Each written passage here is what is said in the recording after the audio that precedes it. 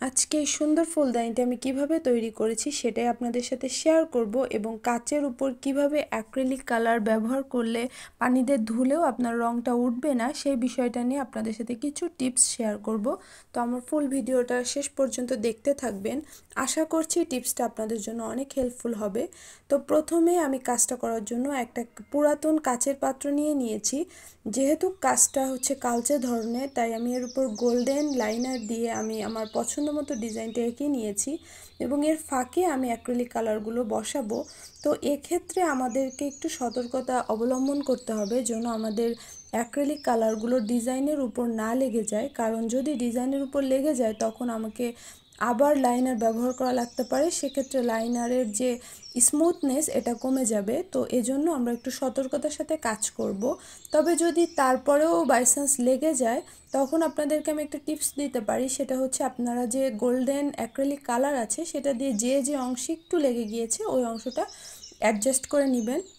এবং এভাবে আমি প্রথমে ফুলটাকে হোয়াইট অ্যাক্রিলিক কালার দিয়ে কাজ করে নেওয়ার পরে আমি গ্রিন অ্যাক্রিলিক কালারটা নিয়ে পাতাগুলোর উপর কাজ করে নিব এবং এভাবে একটু সাবধানতার সাথে কাজটা করবেন যাতে আপনার ডিজাইনটা অনেক বেশি সুন্দর করে ফুটে ওঠে। এবং আমি যখন এই সাদা কালারটা দিয়েছিলাম ফুলের পাপড়িগুলোর মধ্যে তখন আমার কাছে প্রথমে মনে হয়েছিল যে এটা দিয়ে সুন্দর লাগবে, বাট তারপরে আমার কাছে একটু কম সুন্দর লাগছিল, মনে হচ্ছিল এর ফাঁকে আরও কিছু দিলে মনে হয় জিনিসটা আরও বেশি সুন্দর লাগবে।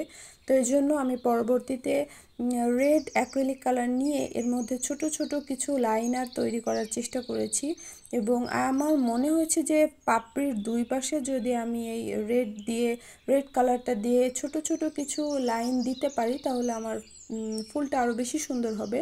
তো সেভাবে আমি ফুলগুলোকে দুই পাশে একটুখানি কালার করে দিয়েছি রেড কালার দিয়ে।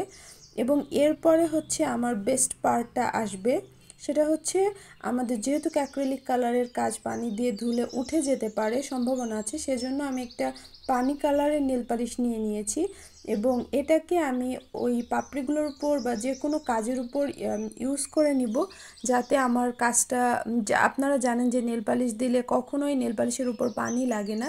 তো আমি যখন পানি দিয়ে এটা ধুতেও যাব তখন আমার এই জিনিসটা কখনোই উঠবে না। আর এক্ষেত্রে আপনারা এমন একটা তুলি নেবেন যেটা একটু সরু টাইপের, বাট একদম চিকন জিরো সাইজের তুলি নিলেও হবে না, একটু মোটা হবে, বাট যেটা দিয়ে পাপড়ির ফাঁকে আপনারা সুন্দর করে নেল পালিশটা দিতে পারেন সেরকম একটা তুলি নিতে হবে নিজের আন্দাজ মতো। তবে এই যে তুলিটা আমি বলতে চাচ্ছি এই তুলিটার কিন্তু কাজ করার পরে শক্ত হয়ে যাবে। তো সেক্ষেত্রে আপনারা নেল পালিশ রিমুভার দিয়ে আবার তুলিটাকে আগের মতো কাজের উপযোগী করতে পারেন। তো এইটাই হচ্ছে আমার টিপস ছিল আপনাদের জন্য এবং this is the final look. আমার কাছে এই কাজটা বেশ করার পরে বেশ ইন্টারেস্টিং লেগেছে, কারণ আমি নতুন একটা জিনিস শিখতে পেরেছি এবং আশা করছি আপনারাও নতুন জিনিস শিখতে পারবেন। তো আজ এ পর্যন্তই, আল্লাহ হাফেজ, সবাই ভালো থাকবেন।